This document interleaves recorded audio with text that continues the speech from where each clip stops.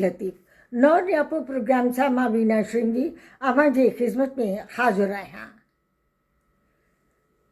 नौ न्यापो सां जेके नवां सब्सक्राइबर जुड़िया आहिनि उन्हनि जी दिलि जी गहराइयुनि सां असीं आजियां कयूं था ऐं उमेद कयूं था त पंहिंजनि बेलाग रायनि सां असांखे वाक़ुफ़ कंदा।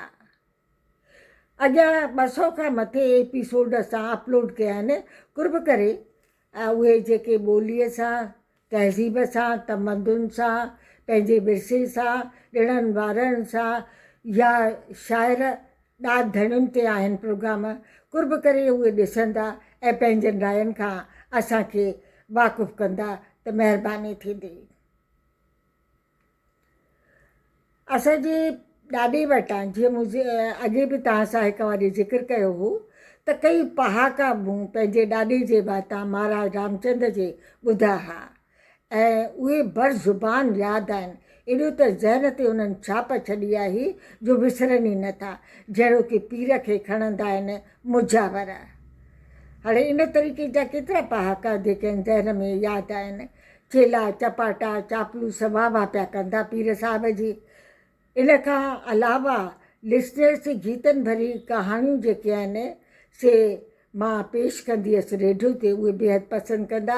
ऐं मूं हिकु लतीफ़नि जो प्रोग्राम शुरू कयो हो, ॻाल्हि मां ॻाल्हि, ऐं उन में बेशुमार पंहिंजा लतीफ़ा बि उहे मोकिलींदा, असां बि हूंदासीं ऐं पंहिंजनि रायनि खां वाक़ुफ़ कंदा, जेको प्रोग्राम बेहद मक़बूल थियो।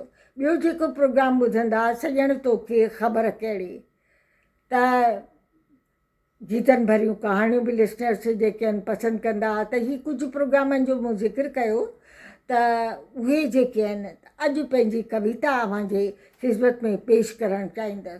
मूं जेकी ॾिसंदो आहे या ॾिठो आहे, मूं जेको महसूसु कयो आहे, उनखे कंहिं न कंहिं रूप में कलम ज़रिए पोइ चाहे शाइरी जे रूप में हुजे या वरी कहाणी जे रूप में उनखे इज़ारियो आहे।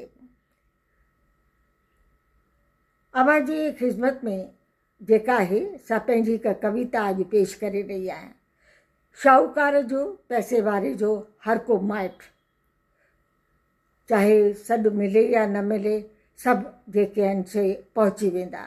या वरी सेमिनार हुजे सरकारी, उन ते बि जेको आहे सो काफ़ी जेके आहिनि सिंधियत प्रेमी मां ईअं चवां, उहे चवंदा आहिनि इन्हनि ते जेके शाहूकारनि जा या सरकारी इदारनि जा प्रोग्राम हूंदा आहिनि, अटेंडेंस वधी वेंदी आहे। सुठी ॻाल्हि आहे, पर को जेको आहे आम रवाजी माण्हू पोरियत सिंधीअ जो ॿोलीअ जो शहदाई ऐं सिंधियत सां कुर्ब कंदड़ प्रोग्राम पेश कंदो त 100 ॻाल्हियूं ईंदियूं अॻियां दरपेश जेको आहे।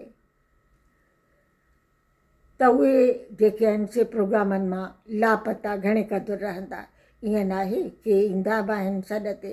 अॼोकी कविता वाह जो दौरु आहे, इन जे पस मंज़र जो मुंहिंजो इज़हार आहे।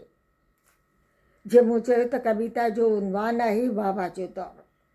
वाह जो दौरु आहे, ॿिली ज़मानो ॾाढो ख़राबु आहे। वाह जो दौरु आहे, ॿिली ज़मानो ॾाढो ख़राबु आहे। ही बि मुंहिंजो हू बि मुंहिंजो, ही बि मुंहिंजो हू बि मुंहिंजो, न न मुंहिंजो आहे मुंहिंजो आहे, न न मुंहिंजो आहे मुंहिंजो आहे, सिर्फ़ु मुंहिंजो आहे। ही बि मुंहिंजो हू बि मुंहिंजो, ही बि मुंहिंजो, न न मुंहिंजो आहे मुंहिंजो आहे, मुंहिंजो आहे सिर्फ़ु मुंहिंजो आहे, तुंहिंजो न मुंहिंजो आहे। छॾ बि यार जहिड़ो छाजो आहे, छॾ बि यार जहिड़ो छाजो आहे, लुट जो माल आहे अधु तुंहिंजो आहे अधु मुंहिंजो आहे। मोकिलाणी नाहे सदाईं गॾु।